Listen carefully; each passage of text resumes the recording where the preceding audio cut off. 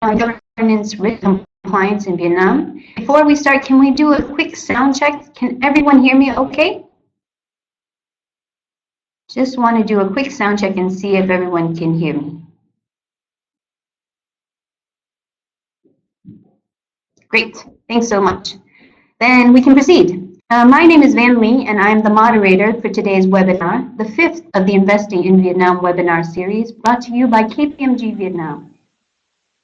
Kpmg has been in Vietnam since 1994 and is one of the largest professional services firms in the country, with offices in Ho Chi Minh City, Hanoi, and Da Nang. Today, we are proud to have with us our speaker for today, Ms. Trang Nguyen, who is a Kpmg expert on internal audit, risk assessments, and corporate governance. Welcome, Trang, to our webinar. Thank you, Ben. Before we begin, I just want to go over a couple housekeeping issues. As you can see, we have an informative webinar planned for you full of key topics, which include an overview of governance, risk, and compliance, background information on the regulatory landscape in Vietnam, and the 3 lines of defense. After that, we have set aside the last 30 minutes of today's webinar for a question and answer session. If you have a question for one of our speakers, please submit your questions by typing into the chat window at the bottom left-hand corner of the screen, and then hit send. I will collect the questions from the chat window as we go and share with our speaker after the presentation. At this point, it is my pleasure to introduce our speaker for today. Ms. Trang Nguyen has been with Kpmg since 2009. She currently leads the internal audit, risk, and compliance practice of Vietnam and Cambodia. Her areas of focus and expertise include corporate governance, internal audit, enterprise risk management, and internal controls. Her clientele range from financial services, FMCG, healthcare, construction and real estate, technology, telecom, and education. We are so pleased to have you with us, Trang. Without further delay, I will hand the floor over to Trang to start her presentation. Thank you, Ben. Good morning, everyone. I hope you're well. So to start, I would like to give you a quick overview on the latest survey of Kpmg. And when we talk in corporate governance, one of the key areas of body within an organization is the audit committee. In particular for the one tier board listed companies. So we globally, Kpmg, conducted a survey with the audit committee members all around the world. We did a survey in August 2016 with a view to understand what are the key concerns, what are some of the things that keep the audit committee members awake at night. We collect responses from 42 countries, and so 55% of responses audit committee. Hold on one second, Trang. I think we're having some technical difficulties, so let me just adjust the microphone real quick. Can everyone hear us now? Okay? Sorry, let's just check the sound check one more time. Can everyone hear us okay? Okay, so we'll resume. Sorry about that, guys. All right, sorry about that. Let's start again. So go back to the Kpmg 2017 Global Committee survey. We conducted a survey in August 2016. There was 832 42 55% of respondents were audit committee chairs, 45% audit committee members. Companies included in the survey were 53% public companies, 25% private companies, and 7% non-profit, as well as 5% of others. The sector participated in our survey was including banking, financial services, manufacturing, consumer goods, insurance, technology, real estate, media, healthcare, and not-for-profit, plus others as well. So you can see the top, after I just go to the top 5 area of concern for audit committees. This is what keeps them awake at night. First is on the effectiveness of risk management programs. And this is the point 41% have said that they have still concern on the effectiveness of enterprise risk management programs implemented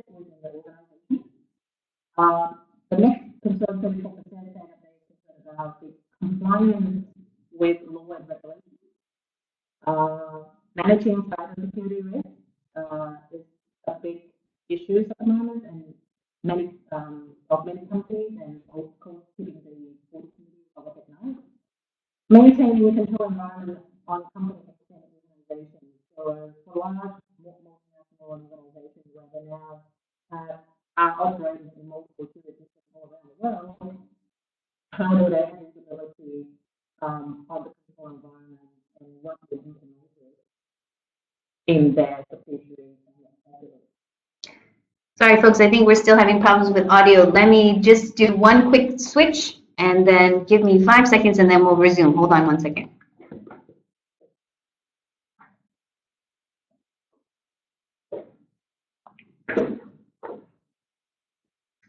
Can you hear us okay now? Oh, I still cannot hear him. So we're just doing another quick sound check to see if the mic is working. Can everyone hear us okay? I think it's the beauty of living in Vietnam sometimes, or anywhere in a modern world. The internet does not always help us in terms of reception and microphone. Okay, great. So it's the same microphone, so I'm not sure why it works with some and not with others. Okay, so we'll just resume now. Sorry, Trang. Okay, so I'm on the last concern. I'm going to repeat myself anymore. Of the audit committee from our surveys. The next, and this is quite interesting, result come out is point at the top and organizational culture. So point at the top, obviously, audit committee members voice that they're not sure if, from a people perspective, especially from their leader, they work and setting the right organizational culture within the entity that they're operating in, let alone the subsidiary across the world, if for those who operate in multiple jurisdictions. So that's the key things in what the world is thinking. And by the way, for those who are not familiar with audit committee, I'm sure most of you are familiar. In Vietnam context, audit committees are equivalent to supervisory board, or another term they've used is board of control. Okay. So what's happening and some of the challenges we've seen in Vietnam across the 3 lines of defense, and certainly this is through our observation, as well as my experience working in Vietnam with many companies across different sectors over the past 8.5 years. So when it comes to the 3rd line of defense, internal audit, what we observe is that, of course, Vietnam market is still relatively young in comparison to others like in Asia, like Hong Kong, Singapore, who their corporate governance and 3 line of defense practices are well established. But of course, the regulatory environment is evolving, and you will see some changes and update I'll share with you in a bit. When we go to organization, we see that there are different function in the 2nd line, like internal control, the 3rd line, internal audit, risk, and then also an ISO team.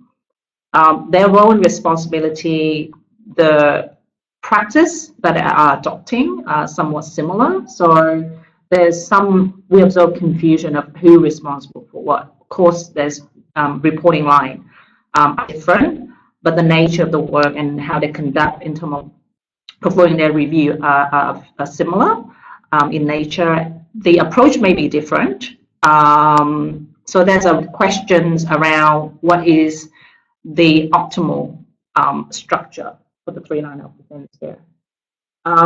For the 1st line of defense, we see that we observe that for many companies have ISO, many companies have it's been developed, but somewhat sporadic and ad hoc.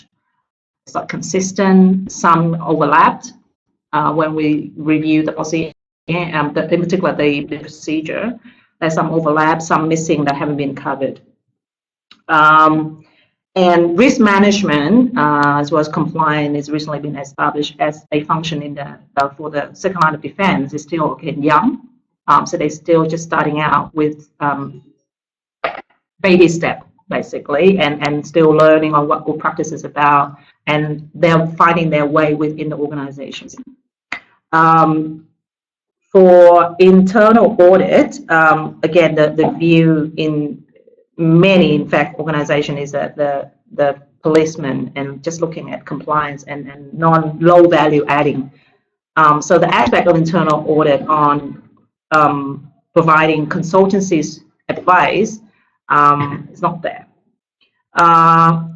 Knowledge about internal audit. What we've also seen is sort of those established internal audit team, beside, I guess, internal audit in the banking sector, the methodology, the method of conducting their internal audit review is still still aligned with good practices or leading practices, still very compliant based.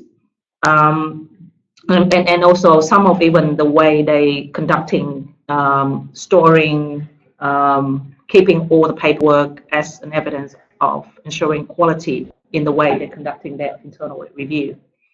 Technology and data analytics is another area that hasn't been, we see there's a lot of need, and in particular for established internal audit function who've now gone through, past the compliance phase, and they want to move into a more value-adding strategic level, become the advisor on internal control to management.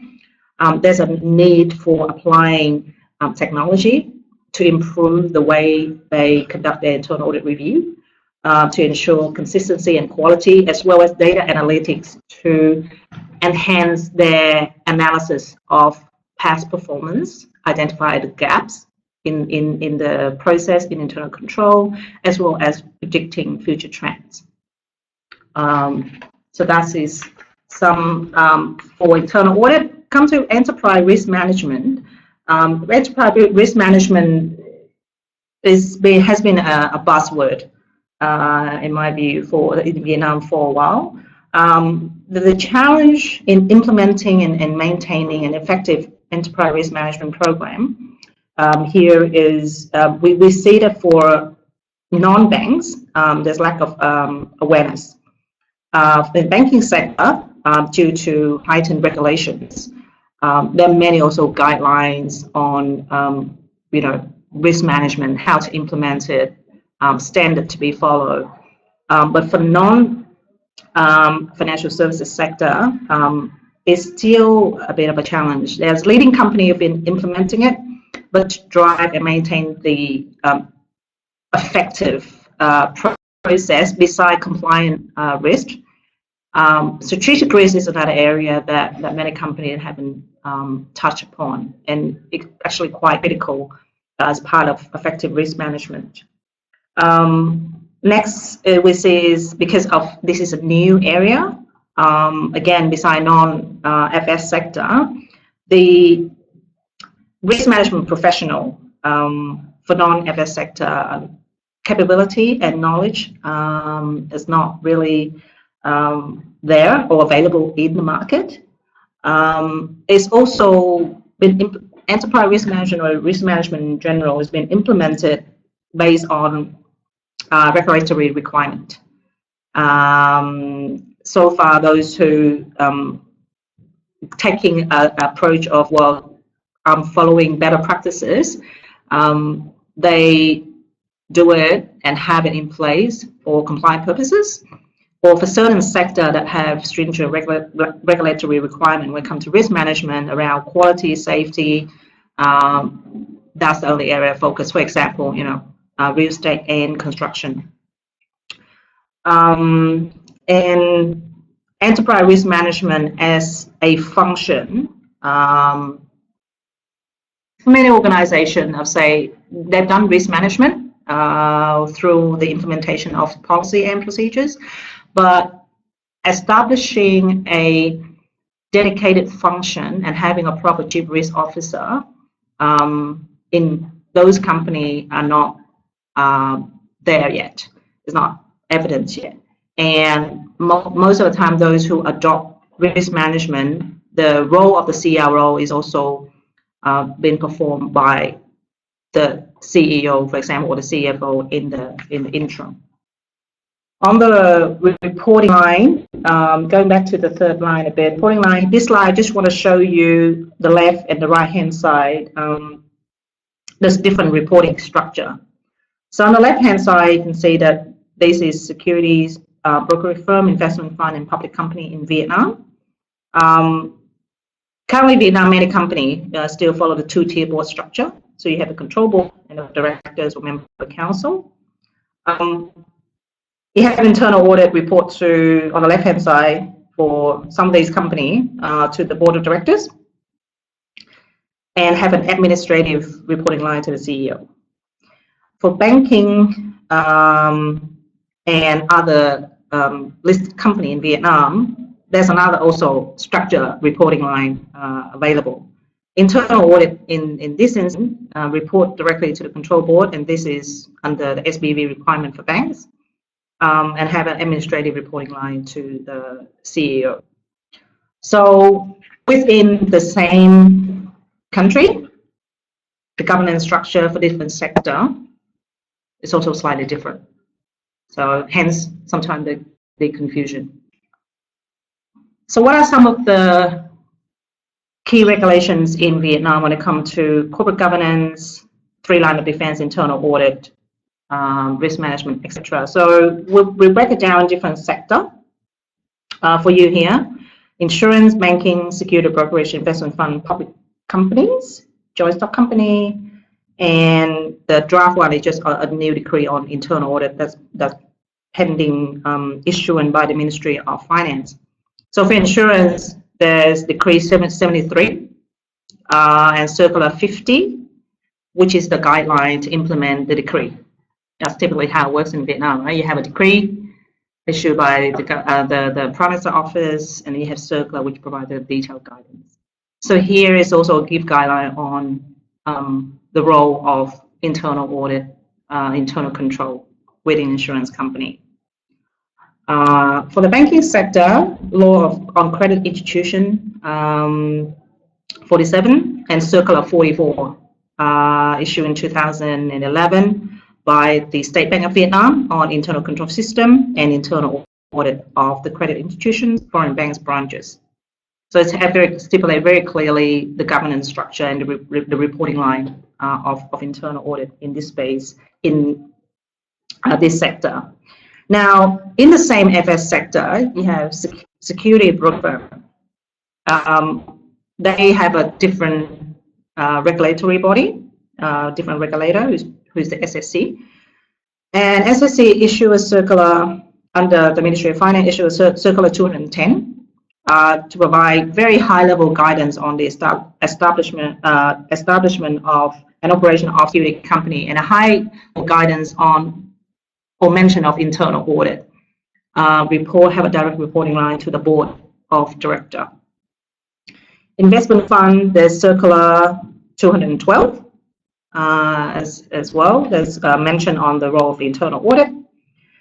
And then, of course, the most, I'll say, hot topic at the moment is on the listed company in general, which had today, well, from August, 1st of August 2017, Decree 71 on corporate governance will be effective and replacing this Circular 121 on when it comes to corporate governance, what are the key components, what are the key changes, and mentioning internal audit as well. The role and responsibility of control board, conflict of interest. For this decree, because it's quite details, so to save time, I will not go into too much detail of each section. Just highlight on the key part relevant to internal audit for you in a bit. But after this webinar, we will share with you a summary of what are the key changes and the highlights, so you can study. There's a change, of course, most of you are aware of this, update to the law of enterprise in 2014, talking about the one-tier, two-tier board structure, which is now listed company can choose one or the other. And the Ministry of Finance currently have been published a draft decree So that's a draft decree by the private office on internal audit. Yeah. So this is now going to be compulsory for a listed company. So Decree 71 on corporate governance, what are some of the key highlights? I just mentioned quickly here. The corporate governance charter is approved by the shareholder through the annual general meeting. Shareholder may now request the attendance of independent auditors at the AGM where there are significant exceptions in the audit annual financial statements.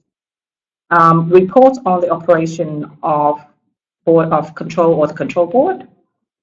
Chairman must not simultaneously hold director, general director position of the same public company. So separation between chairman and CEO or general director is compulsory. Board members of public company must not simultaneously hold the BOD member position of more than 5 other companies. So it says restriction on how many board seat one can hold. BOD of listed company must assign a member responsible for corporate governance, right, within the company. Head chair of control board must be a registered, recognized accountant or auditors and must work on a full-time basis at the company. For public interest company with more than 50% interest held by the state, all members of supervisory board or control board, as I just mentioned, must be registered and recognized accountants and auditors. So the role responsibility, the qualification of control board members they describe in quite details here. And of course, in this decree, it doesn't mention, so in law of enterprise, I mentioned to you earlier, we have an option to have a one-tier board. So for a one-tier board company, there's no longer a supervisory board or a control board existed. In replacement of that, they need to establish audit committee. Now, this is a trend that pretty much everyone around the world, most public companies adopting, right? They have one board and an audit committee to report to the board. But in this decree 71, there's no mention of that. They only mention role, responsibility, qualification of control board member. So for company who choose to adopt a one-tier board structure, they'll probably need some further guidance on that. On internal audit, this is a draft decree. And what are some of the key things on this draft decree? Internal audit activity highlight here in terms of role and responsibilities. Internal audit activity must help the organization to review, evaluate, monitor the completeness, appropriateness, efficiency, and effectiveness of internal control. Internal audit must be entirely independent from activity of the division or area that they are going to audit. So this again is, I think, those who work with multinational and you are practitioner, internal audit practitioner yourself, and this is not new, right? This is good practice. This is follow the Institute of Internal Audit guideline and the standard. Internal audit reporting line is mandatory for listed companies. So internal audit report directly to the control board. So this decrees display very clearly the reporting line. For enterprise over 50% charter capital are held by the state, then internal audit report directly to management board. For state-owned enterprises who have parent and subsidiary company model, then internal audit activity or internal report directly to member council. Okay. Now, so that's a quick update. And when I prepared this slide for Ben, there's a, you talk about the update. So for company in Vietnam who are interested in implementing or relooked at their governance, compliance, risk and compliance practices within their own organization, what can they do? to align with good practices. So I said the next few slides I'll share with you is a KPMG holistic framework for corporate governance. All right, it's go at the board level as well as the management level, and show you also in practice so you can visualize it, how these 3 lines of defense, internal audit, risk, if you have internal control, and the day-to-day BU work together to comply with a set of policy and procedures. So KPMG governance framework, we divide into 4 pillars. And of course, these are aligned with the good practices. And for typically when we apply this, and I have used this framework to help a listed company in Vietnam to improve their corporate governance for supervisory board. So we put it in the first pillar. There's 4 pillars. First is looking at leadership and strategy. So as control board or board of directors, they're supposed to review. 1.1 is review and evaluate the strategy, the business plan proposed by the executive management team. The board structure review, this is looking at the composition of the board and the control board, the board of directors and the control board. What are their role and responsibility, qualifications. So typically with this exercise, we help them is to do a quick review to see what are the gaps, right? So when we understand the gap, then one can improve on this aspect. And of course, now I mentioned earlier is company have an option to say, do I want 1 tier board structure or 2 tier board structure? Owner managed business governance. So for this framework, we apply this part is more simple for private owned company who are not listed. Okay. So the second pillar is looking at the performance and monitoring. So performance and monitoring, we're specifically looking at control board member and board of directors member competency. Yeah. So there is one area we suggesting that board performance management, in terms of every year, there should be a review on how board members and as a team, as a board, how do they perform? What kind of skill set, knowledge, competency board member should possess. So 2.2, we help to board members to conduct basically a gap assessment on the competency, skill and knowledge. Yeah. Then based on that gap assessment, what company can do at the board level is what kind of development that can be in terms of learning and development, further education, that can be tailored and developed for board members and control board members. Right? So that's pillar 2. Pillar 3 is where we've done a lot of the work around helping the board to review and help management to implement the management assurance framework, which is 3.2. Pillar 3, looking at the accountability and audit. And as you can imagine, now more and more, there will be separation from board chairman or chairwoman and CEO. There will be more independent, so-called independent or non-executive board member, right? Minimum, I say, is 1/3 according to the new decree. Must be independent or non-executive. So for them to be held accountable in front of the shareholder, they need to get assurance from management. So what kind of framework, what kind of practice they can ask management to implement and report to give us assurance. So that's an assurance framework. The other element is, of course, related party transaction management, IPT, RPT.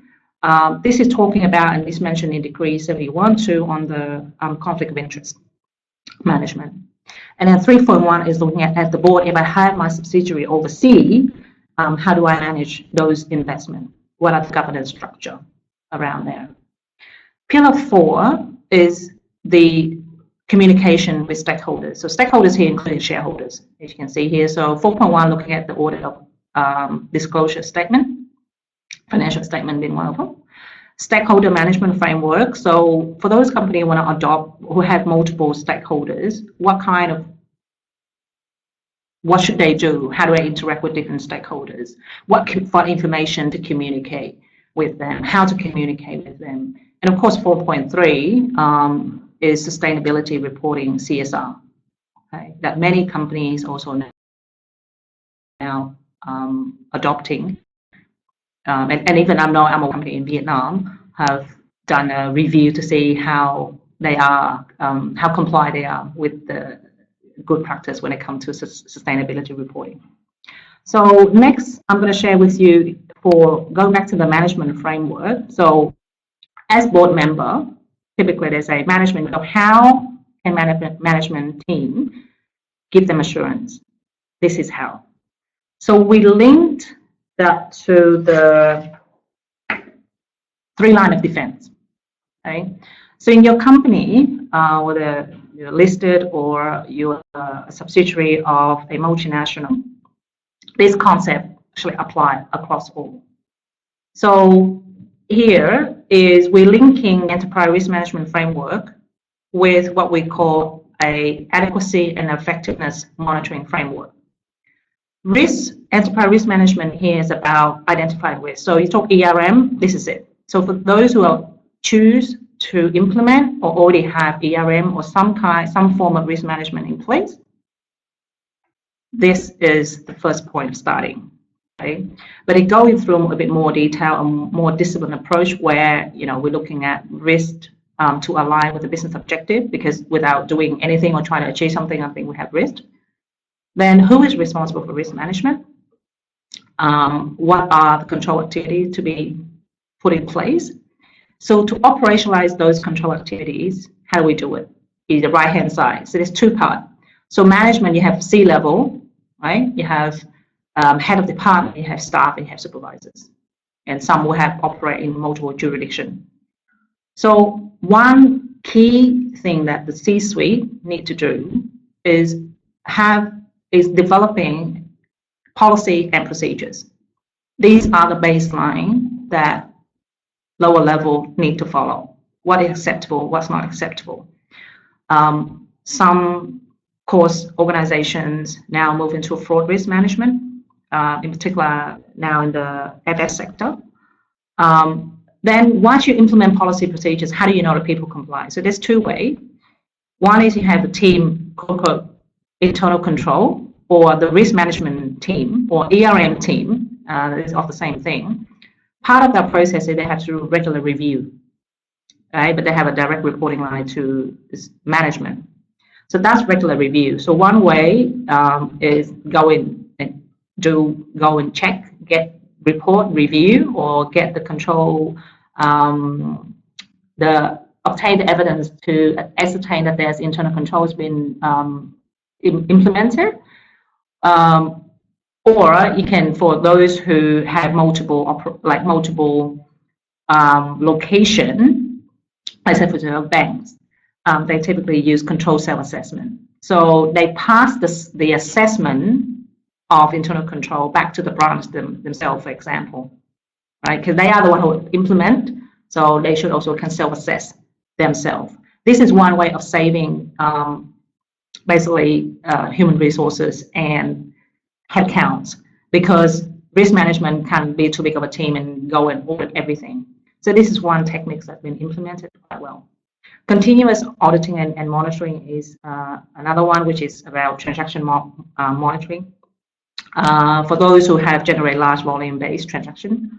And then of course, the independent assurance. So independent assurance here, we have external audit, internal audit, ISO organization for those who have implemented ISO to come in every certifications, quality assurance review, etc., etc. So this is the independent where we group them into the 3rd line. This is the 3rd line of defense. Okay. So next is just to give you another view on how this works in practice. So for those who used to see this dashboard, right, on the heat map on the left-hand side, the risk profile, you can see on the screen right now. Say you identify one risk of, say, key person risk. If you lose this person, the company could have issues. So we identify that risk, or the company identify that risk in yellow, in the red dot R1.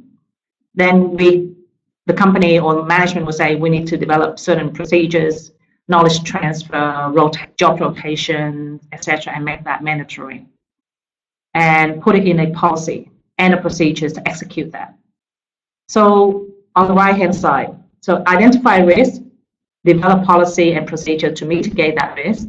Make sure that those policy and procedures, as required, be incorporated into your company IT system, because now not everything is done by human anymore, and people are compliant. So you have to see people at the bottom. They have to understand the policy and procedures. They have to aware of these policy procedures before they can comply. So that's the first line. When they execute and deliver their business objective, they have to aware of what allow and not allow consistently. Yeah. And then the second and the third line, how do they ensure compliance? So for second line, like I mentioned earlier, you can do that by ongoing control self-assessment, right? And internal audit come in as another layer of checking. The result of this checking should give management, as well as the board, relevant committee, a view on, is my risk still sitting in the yellow box, or the outcome of my review have now indicated to me that it's moved to now a red box, or the likelihood moved up, etc. So this is a robust, what we call a robust risk management process, linking in practice how the three function or three line of defense work together with the proper board oversight. So you heard earlier from the audit committee survey, the tone at the top. So all of these processes can work and work well if there's commitment for management who believe in it, who want to utilize these tools, and robust oversight from the relevant committee as well as the board of directors. Okay. And this is just another way of sharing with you, if you have an organizational structure, how are the three line of defense fit together. So we mentioned tone at the top. Management are the one lead by example with the oversight of the board, the commitment from the board to request management to implement this, right? Because if board say, well, just achieve the business objective, be a risk taker, then the effort on risk management will probably just at a very moderate stage. So of course, there's no, I think, right or wrong there. That is the important thing here is the involvement of board, their commitment, and management to set the tone. And filtering out the first line, a set of policy procedures is critical that need to cover across all departments, core process or core business processes, back office processes, strategic processes, with clear role and responsibility, with adequate as required IT infrastructure, linking into third-party service, because these days and age, no company exists and do everything by ourselves anymore. We use services, we use third-party to perform part of our services. So the policy and the procedures, the operating model, the role need to be very clear, right? The monitoring is the regular compliance check, comply with the law and regulation, comply with the policy and procedures that have been designed or issued within the company. By the way, policy procedures issued within the company should comply with law and regulation already. That's a given. And then the next step is the advance of looking at it holistically. Now that I comply, from a risk management perspective, what else can I enhance? Can I adjust my risk? Can I take more risk now, or do I need to put in more control because the risk exposure is too high? So that's looking at more of this, linking risk with business objective, with business strategy, and use risk management as a supporting tool for decision making. Right. So that's the second line. Third line is, again, looking at internal audit. There's different type of internal audit review that can be done now. There's, the regular compliance concurrent audit that audit will do as part of their transaction monitoring. But the value adding will come in the next two box, which is the more advanced internal audit or management audit, we like to call it. And that's require a strong or robust internal audit plan. They're looking now not just the 3 months, the 1 year, but the 2 to 3 years, where internal audit engage more into the organization from understanding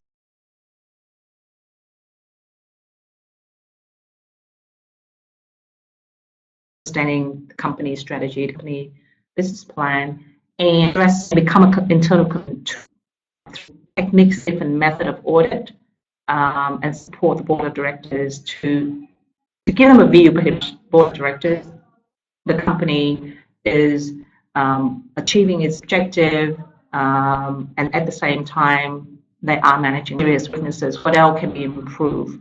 So this can be achieved through a more advanced and mature internal audit function who use those, position themselves as strategic advisor to the company. They're equipped with competent and very experienced professional to be able to do this kind of work, right? So the reason that I'm sharing this is no, fast, do this all in 1 year. I think it's important for company to, or at the board level or executive level, to realize, well, how far do I want to go? Which one do I want to focus first? Ideally, strengthen my first and second line, and then third line of defense may come later. So it's a journey, it's a 2 to 3 years process of what to focus on first and second and third. Now, there's no right or wrong formula in when you look at to strengthen this area. Some company that I've worked with will say, well, I've got ERP in place, I've got clear policy procedures, and I want a strong internal audit team because that's where I have the capability right now. And the second line is just average, and that's okay with me. So they take the board and CEO make a conscious decision there in terms of where the effort should be when they invest in the 3 line of defense as part of their implementations and continuously improve management framework within the organizations. Now that, I think I've gone over, no? Just about 30 minutes. We can move now to Q&A. So thank you very much, Trang, for your presentation on governance, compliance, and risk. As you said at the very end there, it's journey. So we want to hear from you about your journey. It's time for the question and answer session. If you have any questions for the speaker, please submit them in that question box in the chat or in the bottom right corner. We already have 2 or 3 questions from some participants. So to start with, Ms. Xuan has a question. Actually, it's kind of 2 questions. What is the importance of internal audit for listed companies as well as other enterprises, and how is the current situation in Vietnam? So I think it's a nice general question to bring us back to the beginning. Trang? Thank you, Xuan Tien.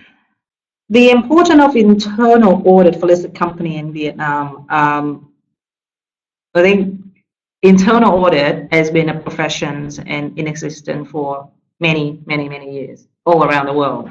And in Vietnam, I say it's important. However, having said that, if I go, maybe I'll go back to the 3 line of defense here. So internal audit, when you set up internal audit, the charter, the objective, the strategy for internal audit need to be set up very clearly. What are they there to do? Are they there to try to maintain and continuously improve the organizational, I would say, risk management practices? Or are they being set to just check compliance because the policy and procedures is already been well established? Or are they being set up to become internal consultant So this is very important when you set up internal audit in Vietnam. Now, from what I've seen, my observation to date is internal audit by default start, and this is again happened elsewhere too, it's not just Vietnam, when it first started, is set up for compliance purposes. So frankly speaking, no real substance. So they recruit very junior people, and we try to go and challenge and audit management who is C-level 20, 30 years experience. Now, we all know that, that dynamic is already doesn't work. So establishing an internal audit important, but for what purpose and what is the program that they are going to achieve? There's no, like I said, right or wrong. And the effort, what I've also seen at the first line, the policy and the procedures. Again, some companies, it's not that we're a company lacking policy and procedures in Vietnam, but it's compliance, it's the people aware of it and do it, comply. And there's another challenge in Vietnam. You asked me, tone at the top. I go back to that because if top management override those internal control and don't respect it, then it's not going to work. So there's a culture element. Culture is very important there. So internal audit is important, but again, any of these functions has been set up. Internal audit in particular is for what purpose? What management want to get use out of it? Besides the law say so. The law say so because they see that it's good. And the law requests internal audit because they're an independent board member who are not involved in a day-to-day execution. So they want a second pair of eyes to give them that assurance. Besides the management assurance, that's the assurance that management is supposed to give them through the first and the second line. Okay. So our next couple of questions comes from Ms. Xuan Samsung. Her first question is self-assessment. She wants to know about this, how to set the standards for self-assessment in a company and the role of the internal auditor in terms of reviewing. Maybe let's start with the second question. Maybe how can people in internal audit support one another? And maybe you could speak a little bit more about the role of the internal auditor. Okay. So very good questions. I think for Samsung, this is Samsung Vina company. It's a subsidiary of a multinational. So looking at the structure, I think the first thing is, is there real separation there between the self-assessment, internal control if you have one, versus internal audit? Is there a real separation there? Now, how control self-assessment can work, and you can make it work, is what's the main purpose of control self-assessment, and you ask the people who are doing the work to self-review themselves, is first of all, you want to increase accountability and responsibility. So saying, being someone come and say, you've done this wrong, how about you tell me if you've done a good job? Yeah, and there's a reviewer. So there need to be, and the second one, is the resources. So again, like I mentioned earlier, you can't have a team of, 100 people, 200 people try to cover everything and go and audit until the cow come home. As they say, you have to optimize, because these activities are cost. Will incur cost is not generating revenue. So there needs to be a cognizant there in terms of what is the right balance. So for self-assessment, internal audit typically what they do, there is a standard. So if you looked at the Institute of Internal Auditor, they have guideline. They even have certification for those practitioners on knowing how to do any control self-assessment properly, how to set it up, what kind of questionnaire, what kind of control, what kind of audit, like evidence, sample size to be collected. Those questionnaires need sent to the control owners or process owner themselves, collect those information, provide feedback, and internal audit can help reviewing those responses and say, well, this is what I've asked, this is what they come back with. Am I okay with the evidence and the information received, and make a decision? And if need be, they can go back and seek further clarification. So internal audit can involved as a reviewer in this process. So I think as I mentioned before, we were talking about the legal framework for internal audit and corporate governance.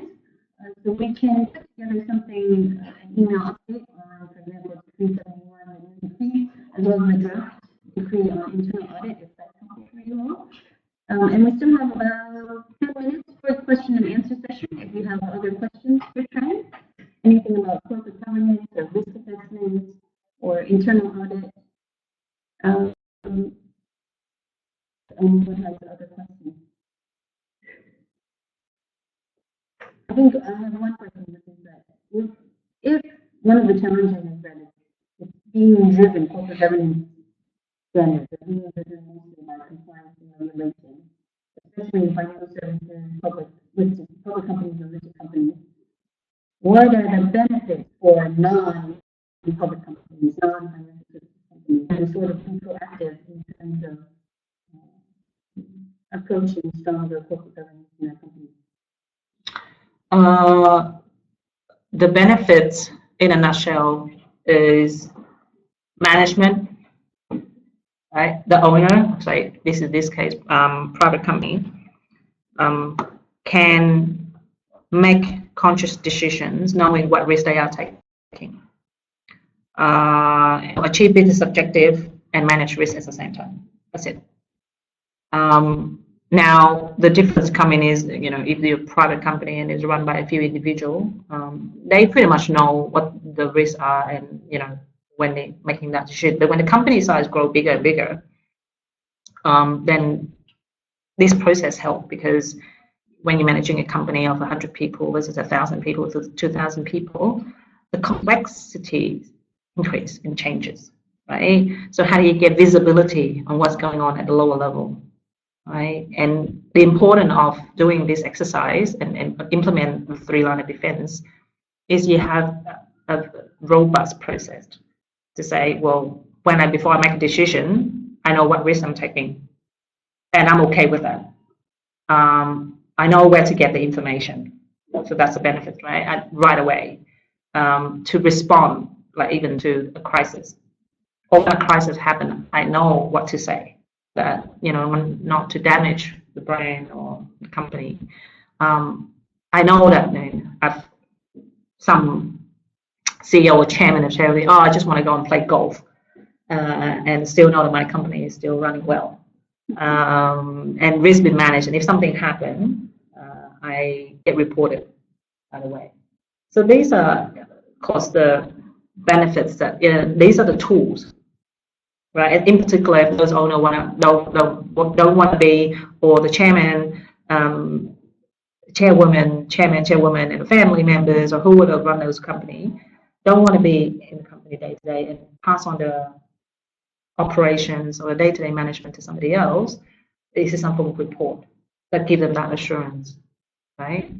But having said that, again, I'm going back to the time at the top, the commitment, the letting go, and believe in this, because and I think this is why for public company, the regulator make it mandatory, right? Because unless it's mandatory, no one going to do it, and forcing in a way people are letting go a little bit as well. Tone at the top, believing it, and just walk the talk and not just and let people do their job when you start setting up these lines of defense. And one benefit, I think, one drive value, because I mentioned these things are it costs money to set it up, and these functions typically or this kind of program costs money to run. It's not a revenue generation program. So what value these functions should bring, right? So it from the top level. You have to have your champion. Correct. And for those who want to attract strategic investors, money of somebody else coming. I mean, this is good to have, because it's create credibility and generate confidence, right? It's follow good practices, and it's not just a few person making all the decision. So is another benefits there for those who want to call for strategic investors. So we still have 5 more minutes for questions and answers. I have a burning question on the training product, which is that for example, state-owned enterprises, a few weeks ago, I know another Kpmg expert, we did a webinar on privatizing state-owned enterprises. So then, assuming then that one of the attractions for improving corporate governance in a state-owned enterprise using the private is the debt attraction of investors. I like that or no? What do you think is the challenge for public companies in state-owned enterprises for corporate governance? So for state-owned enterprises, I'm aware in Vietnam, they have already these implemented from a good practice. So they have the relevant functions and bodies established. How effective they are is the question. What to report and the capability of people in these functions. Like I said, the investment and in corporate governance or 3 line of defense here is the people, right? So you can set it there, but if you don't have good people or competent people, then the process will not be as effective. Or the dynamic and the culture, right? They all have it. Why? I mean, I think for state-owned is a different dynamic. And there's also the ownership. There's the state involved. So I think that's also one of the key challenges why decree, the draft decree is still pending, because it does mention that it's applied to SOE. Then the shareholder, the owner, is a state, and there's different departments involved. So it adds complexity to it. I mean, for that, in other countries, they have a separate guidance for public company, like for company who are public entity, states owned, right? A separate guidance, but here they're trying to combine into one. So I think the effectiveness is what's important in state-owned. They all have it. Just how to report and what to report is the main challenge. Thanks, Trang. Do we have any other questions? One last question for Trang? If not, then I'll go ahead and close the webinar for today. So I think it's clear internal audit risk compliance is a complicated and developing area for people doing business in Vietnam, as well as other places. On behalf of Trang, let me remind you that Kpmg Vietnam has a track record of navigating these interesting areas of business. Please contact us if you would like advice on market entry or expansion of your business in Vietnam. After I close this presentation, what you will see is a brief survey. So we appreciate hearing what you thought of the webinar today and of our speaker. Tomorrow morning, I will send up a follow-up email that will include a link to the recording as well as a PDF slide deck and information on how to contact me or Trang. On behalf of our esteemed speaker, Trang, as well as the team at Kpmg Vietnam, thank you for joining us and have a great rest of your day. And I would just also like to mention that our next webinar will be on optimizing logistics in Vietnam, and that will take place on Wednesday, August 9th, 2017. Thanks.